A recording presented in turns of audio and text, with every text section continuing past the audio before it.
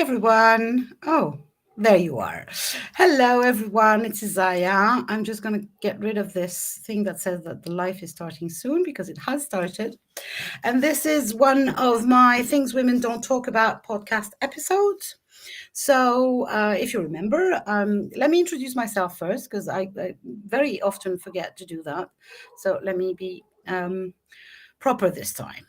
So, I'm Isaya. I'm an artist. I'm a magical, pragmatic inspiration mentor and tech coach.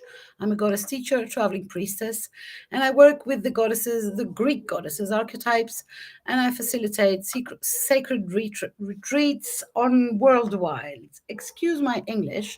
I've been talking Greek all day, so it's kind of, I'm lost in translation. This particular podcast series is called Things Women Don't Talk About. And it's a series where I have a guest tonight. It's Katische Haberfield. It's about conversations with a guest around topics that are seldom discussed, whether they are difficult or not serious enough to be broadcasted, whether too mundane or too sacred, too dark or too light, taboo or too fun. And no subject is off the table. So today, my guest is Katische, and Katische is a soul therapist specializing in spiritual regression and spirit releasement therapy. She specializes in helping clients release negative energies and attachments that may be holding them back from living their fullest lives. Through her sessions, she can help you access deeper parts of yourself and connect with your inner wisdom. Her passion for this work comes from a deep belief in the power of healing and self discovery. And I, for one, can be sure that this is the exact thing that's happening because I've been working with Katish quite a lot, and you can find me on her podcast, which is called again because I don't want to. The Infinite Life with Katische Haberfield. Absolutely. Hey, Trudy. So we have a few people joining us live. And so welcome, Katish. I'm really happy to have you.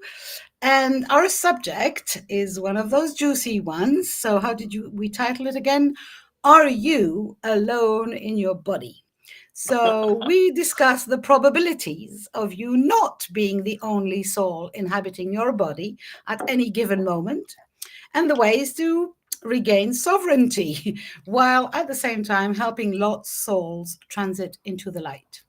So, yeah, that seems like a big one, right? Are we alone in our body? So, I'm going to introduce that subject by talking about myself. And I was the person that doesn't believe any of this.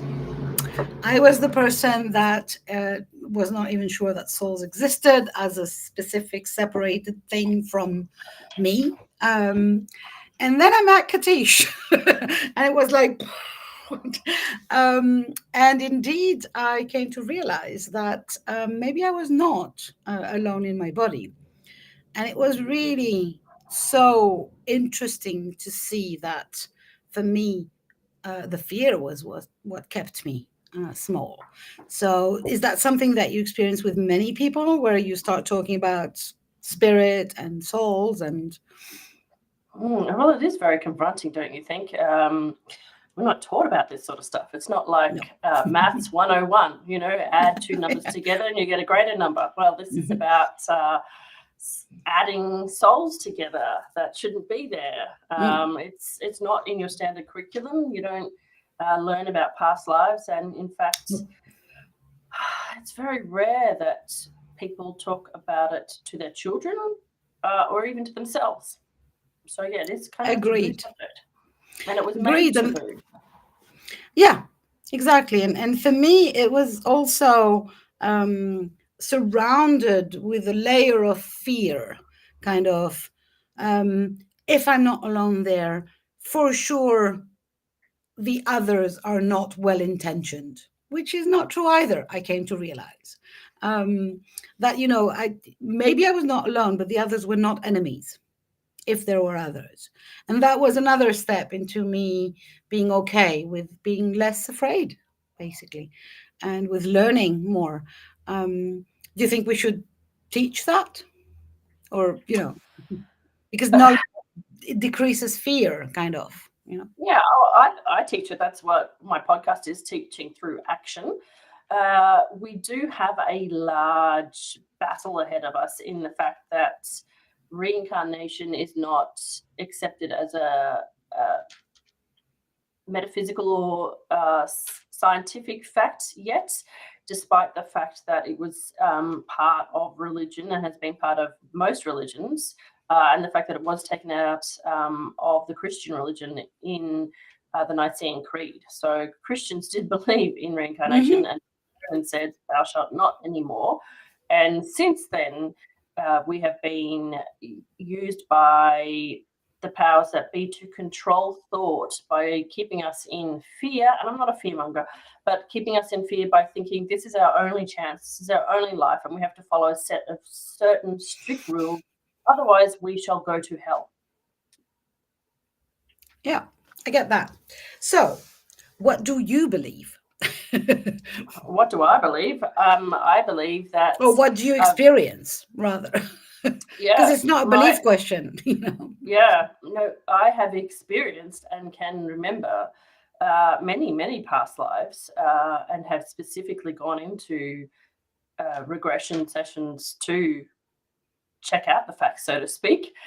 And when I check out the facts, I know them to be true because I experience the intense emotions of the Mm. specific moments of those lifetimes. They're the bits that are hard coded, so to speak, into who you are, because your memory is a filing cabinet and it remembers all lifetimes. And so I know that reincarnation is true because I have memories of many different lifetimes. And I remember now that there are certain things in my childhood that were pointing me to Mm. and indicating certain past lives, because things that I knew about or things that I'd been to, locations, triggered deja vu. And it is sad that that's the way that humanity has evolved. But hey, we can change that through talking about it. Yeah. About attachments and whether you can have multiple souls living with you, yes, that's the next step. But I think it's very, very important for understanding mental health issues. And again, Mhm. like I might now have just suddenly got a big cross against my name because I'm not a registered psychotherapist or psychologist. But there are many, many books published by people with PhDs in psychology and psychiatrists who have used spirit releasement therapy to help clients in the field of psychology and psychiatry understand cases where there are spirits who are different to the ones that were with you, Isaiah, who are actually negatively intended and causing bipolar and multi-personality disorders of Mhm. sorts. I have to be very clear here because there's a technical medical Yeah. definition, and then No, there's I hear you. spirits I hear you. acting like you have NPD. We're not diagnosing people here, No, no, but no, but still, they the appear the same. They Mhm. appear the Yeah. same. And so, one of the things is that when you have mental health issues and you are using medication to alter your consciousness, you're not addressing and checking first to see which of those thoughts are actually yours, which can be removed gently and guided to the light. And so, I would love for people to understand that anxiety can be caused by attachments. So can ADHD symptoms, sensitivity symptoms, multi-personality kind of symptoms. But ADHD is a um, really interesting one because I think there just happen to be a lot of people, excuse me, who do have and do classify themselves as having uh, disorders and getting medication for it when it's actually just that they have grandmas or aunties or uncles or cats attached to them who didn't Mm. go to the light when they died. Yeah, and that's a big Yeah, concept, and I don't expect humanity to get it straight away.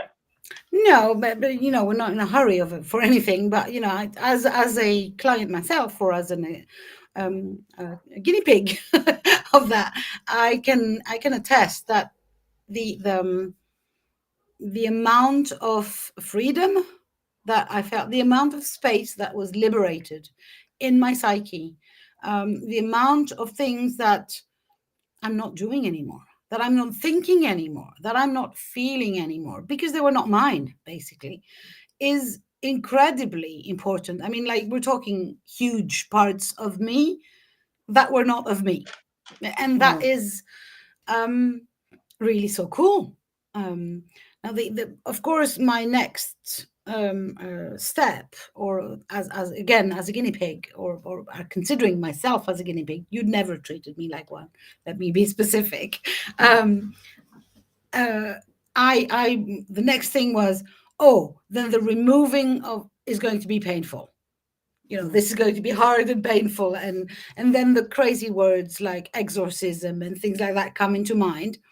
And again, I want to I would love for you to address that this is not the way you work, and it doesn't have to be painful, hard. It for me, it felt like really in the liberation realm, like, ah, Absolutely. kind of more space to be there. Um, Well, you are liberating a soul who's or a portion of a soul, so a person who's attached to you. And so let me explain the difference between exorcism, deliverance, and spirit releasement therapy. They're three yes, words. And absolutely. quite interesting at the moment, there's a brand new movie about the Pope's exorcist, which has famous Australian Russell Crowe in it. I'm not going to go see it. I've seen the shorts, and that's enough for me. I don't recommend you see it either. But it's based off a true story, which is about the Pope had a sanctioned and official exorcist. Now, in the Catholic Church, exorcism can only be conducted by appointed officials. Mm-hmm. Okay, and so you can go to YouTube and Google the actual exorcist, and you can see some live sessions, and it's quite distressing to watch. Actually, you'd be a tough soul if you didn't cry watching these people go through exorcism, because what happens is that they just lie down on a couch, or they sit on a couch, and the Pope starts doing his rites and blessing the person. Usually the family's there, but what they do is the Pope. I'm sorry, not the Pope. The Pope's exorcist. He, in Catholicism and a lot of religions, they believe that all spirits are inherently evil. Now, there are some Mm-hmm. spirits that are evil. Let me tell Yeah. you that. And Mm-hmm. and I have worked with demons as well, real life demons, but not all of them are, and it's a very, very small percentage which are. So they start from the fact that all spirits are evil spirits, and they are manifestations of the uh, devil. And so they start off by provoking the devil. So Oh, they yeah. start talk to you as though they're talking to the devil himself, and they just start slandering, being like a bully in a schoolyard, just throwing verbal attacks. And so what happens is you see the person in the chair recoil, and as they recoil, they are overcome by this so-called negative spirit. Whether they are negative or not, they will then act as a negative spirit, and they will start thrashing around Yeah, and nobody likes to be aggressed, yeah, verbally and assaulted. speaking in a really negative manner. And so all of my discussions with spirits of any kind have actually discovered that if you speak with compassion and kindness and care and find out who the soul is, and who sorry, I'm getting some interference right now on the screen, who Yeah, the the soul sound is. is fine. So this is going to be majorly an audio. So just ignore this. I don't know why it happens. Maybe we're doing something. The spirits are talking to the internet, but Yeah, we're mostly audio. So never mind. it's usually when spirit comes past, if there is somebody floating around in your house or my house that's not necessarily attached, but they know that there's somebody who knows how to cross somebody over, that we see that interference on the screen like you just saw. Yeah, who's with me, Trudy? Yeah, that's right. Yeah. Yeah, yeah. I'm a magnet in time and space. If Yeah. we talk about something, I won't digress. So anyway, so that's exorcism, is where you do that, and then they drag the spirit out in the name of God. Generally speaking, exorcism tends to work for a day or two. The person feels completely normal, and then the spirit comes back in, because they haven't. What they have done is they've they've not actually done anything with that spirit. They haven't sent them to the light. They haven't escorted them with angels. Yeah, So they're just that's very, taken, pushed them out of the body for, but they have nowhere to go. yeah, it's called banishment. Yeah, they Hmm. banish you. Banishment. So Yeah. deliverance is a term which has been more used with, say, the Anglican Church and the non-Catholic parts of Christianity. And deliverance it comes from the Bible passages, deliver us from evil, and deliver us from evil. Yeah. And it is a way of going through and doing work with a priest or a minister, forgiving all the things that have happened to your life in a conscious level, and then going through rites and rituals again to, I guess, remove a spirit. Spirit releasement therapy is taking you into a hypnotic state, very super relaxed state, taking you up to a safe space, which is in the celestial realms, where you meet with your spirit guides, and then you actually do a body scan. And in the body scan, you identify any sounds, any sensations, any feelings, and locate it on your body. And so we ask the person to, I guess, sort of view themselves from above and imagine they have like a crystal wand or a lightsaber of some sort, and they can detect parts of their body which feel like they shouldn't be hurting or shouldn't have a sensation, like itch, scratch. And then we ask the question, if that itch or scratch or noise could say something, what would it be? And this is a principle which is used in other healing modalities as well. Yeah. It's the way to remove illness from the body. The somatic information in the body knows what's going on and why you have an illness or in the body. And so it's a dialogue-based discussion, and we find out what is this? Is it just simply an emotion that you've stored in the body from this life? Because I guess the important thing that I want to really let people know is that your thoughts and emotions become manifest in this world. Yeah.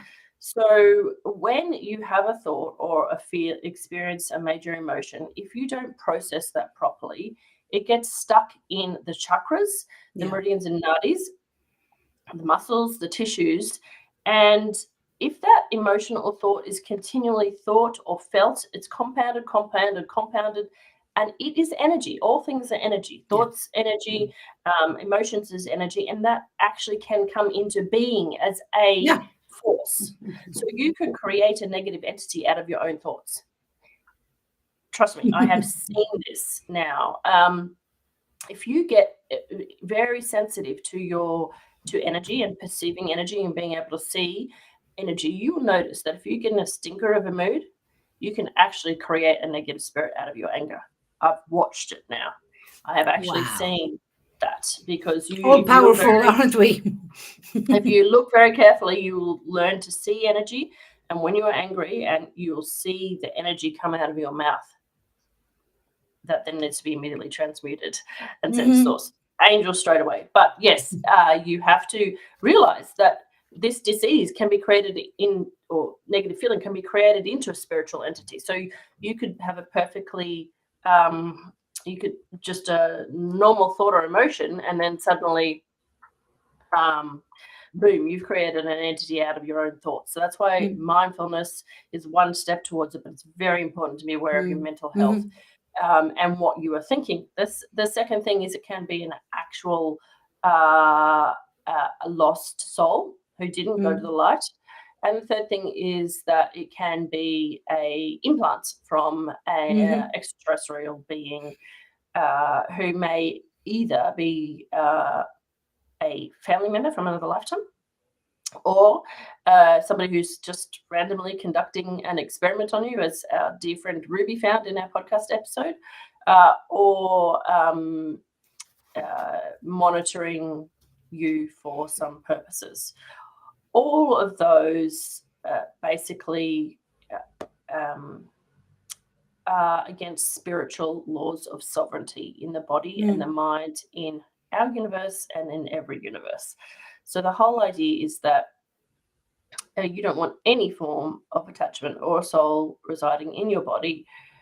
All souls who have died belong in the light and deserve to For be in the me, it was. light. I'm just going to interrupt you just for a second to testify, or for me, it was so obvious when we started the body scan what was mine and what wasn't.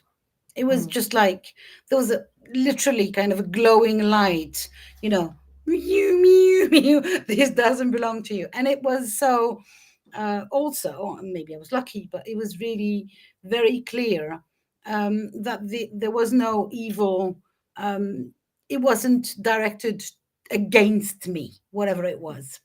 And when we investigated together, um, any of those things, or souls or implants or whatever, we ended up finding so much love, in fact, and so much goodness. Everything was kind of done in good spirit, if I may provide this joke. But and yeah, that for me was really, that it felt foreign, so it wasn't mine, but it was not ill intention towards me. And it was just a kind of crazy circumstances, or even a weird way to take care of me, or of Yes. a part of me. Yeah, we find that what happens is that, let me just also be very specific here, that you can have an attachment in this lifetime that's brand new. Like you walk past a hospital, you are energy sensitive, you haven't protected yourself. Very quickly, you can just surround yourself in diamond white light, in case your energy. Because hospitals are full of people who die, right? And so a lot of them die on the emergency table in the operating theatre. There is nobody who says, look for the angels, look for the light. And so there's lots of people floating around hospitals. So they will, a lot of my clients walk past a hospital, go visit a member, they get an attachment. The second part is that, and I know that I think you experience this, is that, so what happens is that when you get an attachment in a lifetime, any lifetime, right? When you die and go up to the light, they don't, right? And because they have become in resonance with you and your energetic signature, what I call the soul blueprint, when you reincarnate and come back down again, they're still here. They know you. They're like, Ma, here I am. Absolutely. And so attachment comes back. So you can have attachments for thousands of years, and thousands of years. I mean, I've experienced people with attachments from BC. So it's fundamentally important that we do talk about this, because the souls that are attached to you are doing a number of things. One is they're looking for safety. The lower astral realms, the place where you go to begin the journey to then go up to the light. So it's the darkness that you see, the tunnel, is a place of negative energy. It's all the confused and lost people who didn't know to look for the light or didn't believe to look for the light. Lots and lots of pagans I've dealt with as ghosts who are like, well, I don't believe in God, so where am I supposed to go? And it's, you imagine like walking into a room where it's just a whole bunch of people in a bad mood, right? That's kind of what it feels like. I think of it's like a room full of people with a hangover. That's what the afterlife is like. And then you've got the lower astral realms afterlife is a room full of people in a bad mood, and there's lots of bullies in there. Plus there's the lower astral realm beings, and none of them can see each other. They're all feeling angry. They're all feeling lost. And if you have somebody walk past that as a bright light, or is in resonant to how they felt at the time of the death, or is similar to what they look like, or somebody who is married to them or something, then of course they're going to go towards you for safety. But the thing is, they haven't gone to the light, so they haven't received healing. So they died of cancer, right? They still have, their etheric body is still in resonance of that dis-ease. Okay, and so they still feel the dis-ease. If they died in a car accident and they're full of blood and broken bones, they still feel that, the poor people. They haven't magically healed because they haven't gone to the light. Mm-hmm. I haven't had angelic assistance.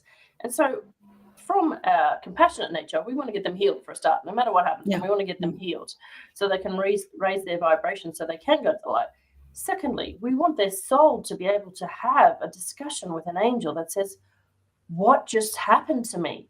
One minute I was mowing the lawn, and then the next minute, boom, lights out. And suddenly I can see and hear everyone, but nobody can see me. You know, Mm-hmm. why can I walk through a wall? Why can I walk up this close to a person but can't get their attention? The only way I can get somebody's attention is if I disconnect their internet or their screen, or Yeah. make the lights flicker, or burn out their kitchen oven, or whatever it is. And that makes them angry. So we want all souls to go to the light, irrespective of your religious beliefs, because in the light you receive healing. Mm-hmm. The angels, or whatever you want to call them, I call them angels, the higher light beings, they tell you and explain to you in your own words exactly what happened in your life and why it happened. And then they basically have a chat to you about, well, what does this mean for you? Why did this happen? What do you have regrets about? And so you release that. And then they reunite you with your family. And for some people, you just, depending upon the amount of trauma, you go to a special healing room, you receive healing for a very long period of time. When you finished your healing, then you may go to halls of learning to learn something that you didn't know about that would have impacted your incarnation more positively. And then you go to your soul council, and your soul council is your team that goes, right, let's talk about that incarnation. What were you happy with? What weren't you happy with? Let's pull out the document which said this is what you're supposed to do in this incarnation, and let's say, what do you want to do next? Mm-hmm. And then they'll go, rightio, soul family, who's coming along for the ride? Who wants to be in on this, and what roles are you going to do? Yeah. And And no way they're going, no way off you they go. choose to be attached to somebody else anymore. Yeah, well, attachment isn't in the soul's plan. It's Yeah. not. There's nothing that says you're going to go to Earth and then you're going to have 75 attachments. It's not part of that process. So yes, attachments are draining you of physical life force as well. Yeah, draining you of physical life force, which is not good for you and not good for them. And importantly, when they died and haven't gone to the light, as I said, whatever was resonant with them is now resonant with your body. So if they died with some kind of a terminal illness, your body is residing and resonating with that. And I have got clients who have manifested the same terminal illness as the poor soul who Was attached. So there could be no reason for them having that dis-ease in this lifetime, but they have it because of the entities that is attached. Yeah. Importantly, also their mood at the time of death. So anger, sadness, grief becomes part of you. And then depending upon the character, that like they have the same personality because they haven't healed, right? So depending upon the personality of the soul that is attached to you, they will either just hide in the shadows of you and just do nothing, or they will go, right, this is my granddaughter and I don't want her doing that, so I'm going to influence her thoughts so that she doesn't do this, which you've experienced, right? Yeah. I'm going to give her a perception about this part of her life. And it's not your perception. You're being clouded by what they thought of themselves and then what they thought of you. Yeah. So it's really very fascinating. You can almost like carve your thought stream and pull it aside and go, this part here doesn't belong to me. This part doesn't belong to me. That's somebody else. Oh, and this thought here, that's a belief system of the 1500s when they were alive. Yeah. That's not even mine. That doesn't, So when you move across, for me, one of the souls that was attached to me was died in fear, and so I was carrying way too much fear that was completely disconnected from my situation in my life and everything, and I was just in constant fear, kind of a basic constant fear for everything with no specific reason. And when we helped this soul, well, you mostly, I helped this soul into the light, what I felt was that, the amount of fear that I happened to feel in my life had diminished by like 50%, and it was only happening when there was a kind of a reason, if a truck comes in front of you in a car or something like that. But and that was really impressive for me, because it felt like, a mean thing to me or an evil thing to me, or to himself, by the way. Just it so happened that died in fear, carries the fear, and glued it to me, kind of. And yeah, I know I'm insisting on that a lot, but that's what I experienced. And coming from where I come, which is not believing in spirits altogether, or being in fear. And again, where does the fear come from? But being in fear that any spirit would be evil. I want to insist very much that with all the good intentions of a not evil spirit, it still kind of had me live in fear for most of my freaking life. So Yeah, we've got two and people hanging out. regaining what you call sovereignty, kind of, okay, who the hell is the boss in my body, has been, and I'm not finished, I'm not even halfway there, but I feel like it's so I feel like I understand myself so much better, because there are not bits of things that are foreign, literally foreign. Like, Yes, foreign, why? yeah. Exactly. And I think one of the things that I've learned over the past couple of years is that when you release these people, that's what they are, they're people, and cats and dogs, as we've experienced. When you release them, there's actually a little bit of grief that has to go on afterwards, because you're not who you think you are. And you experience relief as well, but Absolutely. you're not who you thought you were. And Absolutely. you have a lot of silence in your head, and you have to readjust to being who you are. Okay, so you're like, Absolutely. okay, who am I now? Let me Yeah. just think. Yeah. Oh, there's no people telling me who I am. And it can fundamentally change the direction of your life, Yeah, because and it takes a while. I must say, it takes a absolutely. while. That's why I'm saying I'm not sure I'm finished. Adjusting to the space, the amount of space that is in there now, and what is left, aka mostly me.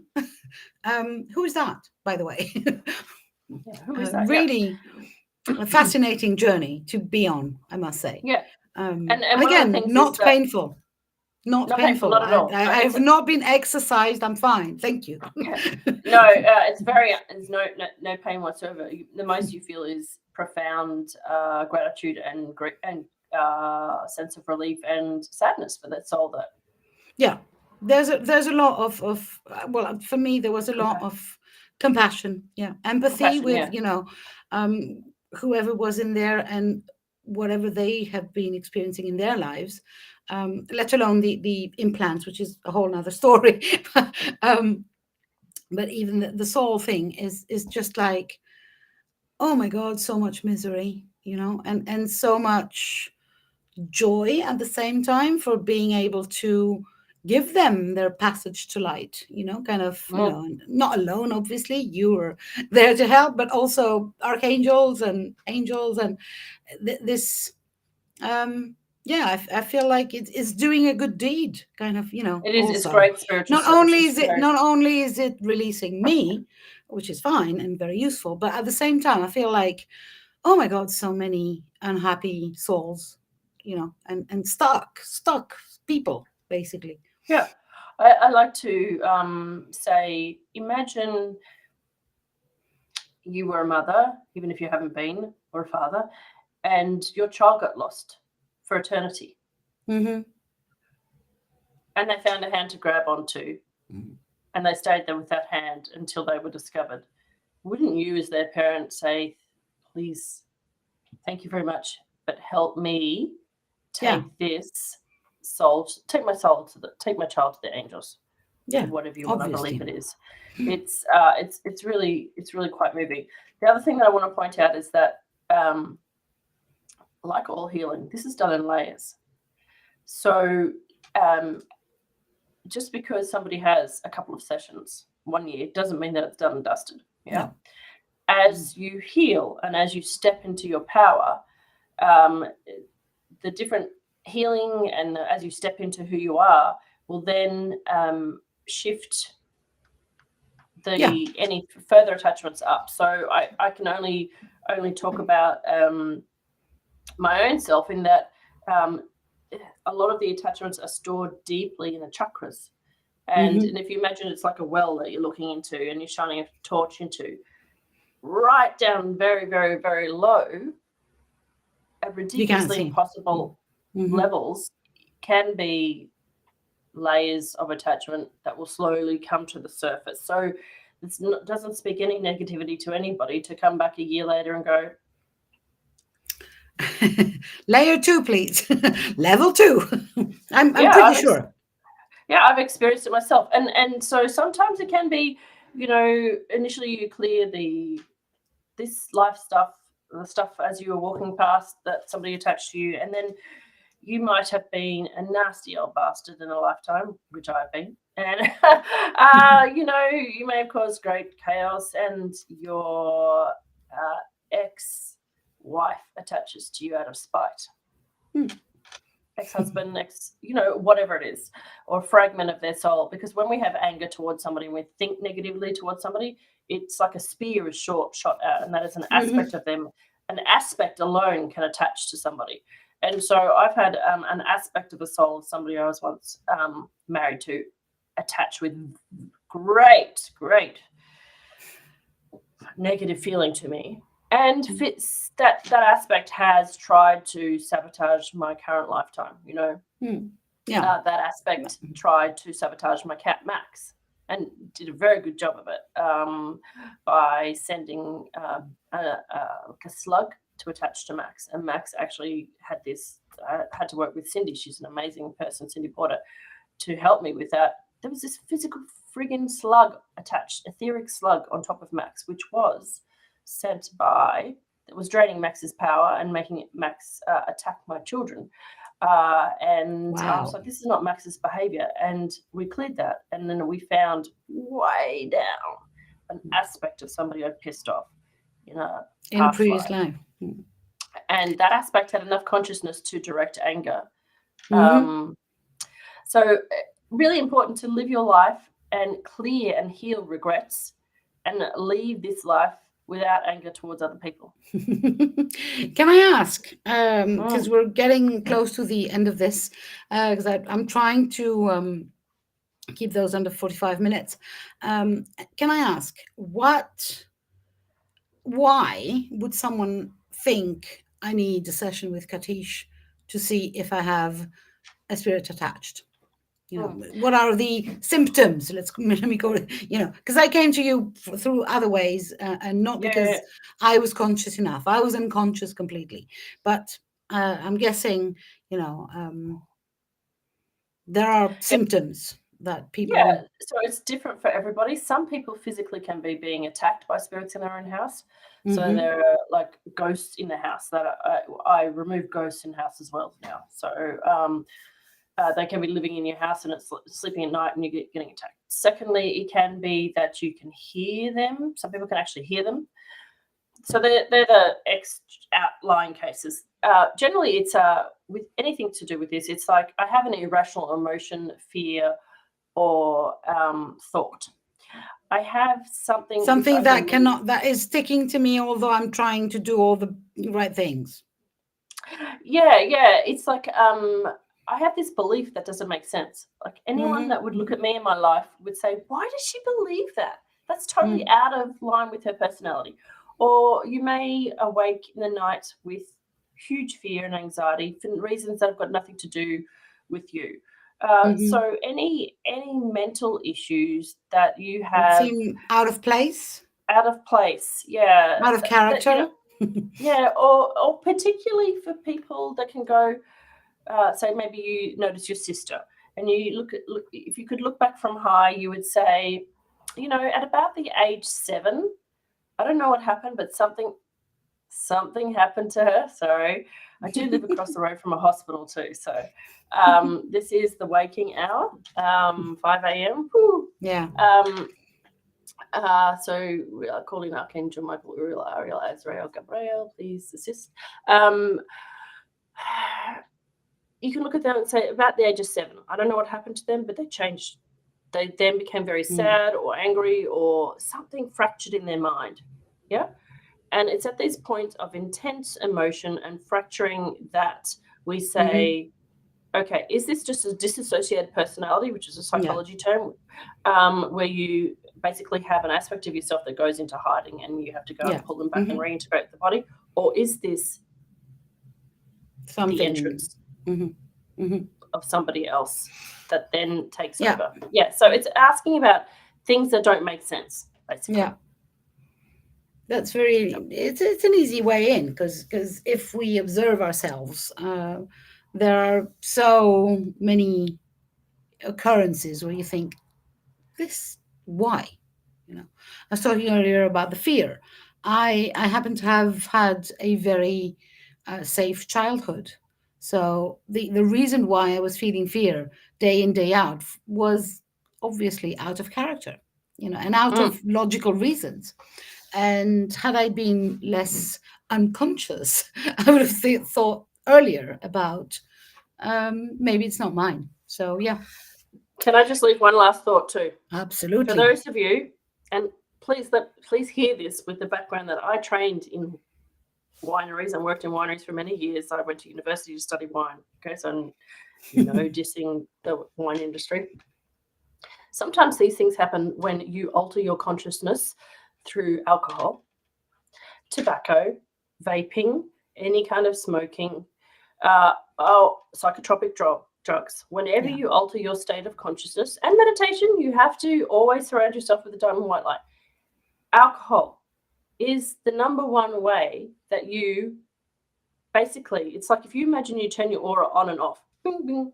Alcohol, tobacco, smoking, and any psychotropic drugs, any time that you're in an altered state of consciousness, boom, your aura goes down. Yeah. If you smoke, your aura gets shredded. So most likely, for most people, it's that one time at the open pub door where you drank way too much. And I have this coming up in the podcast later this year, where you've gone, oh, I don't remember going home. Boom, you're in the pub. Pubs are notorious for being, just ask any psychic at Ghost Hunter. They go to pubs because that's where they hang out. Don't drink alcohol is my humble. Yeah, I would adhere to that one. I was a smoker for 35 years, and when I quit smoking, or rather when I became a non-smoker again, this is also a time where I felt so much more safe.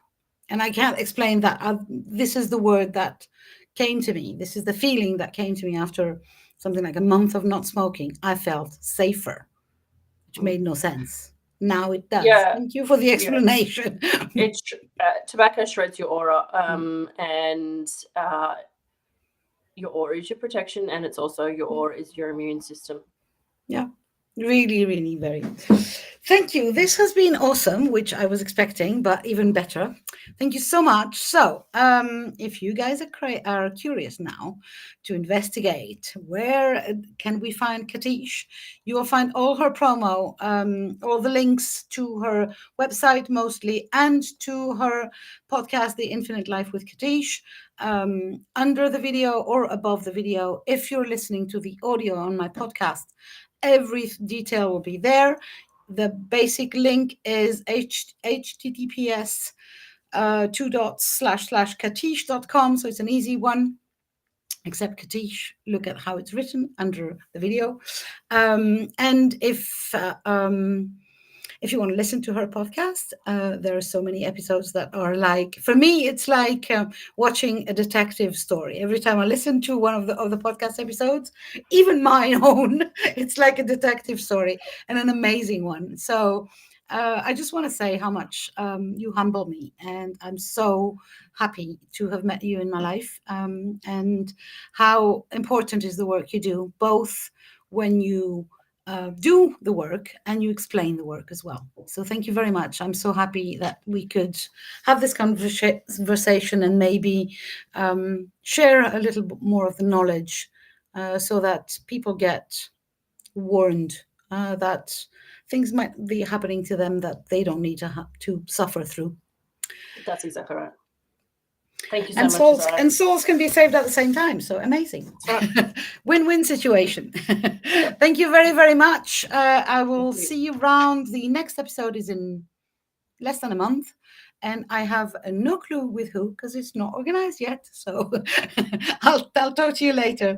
Thanks again, Katish. Bye for now.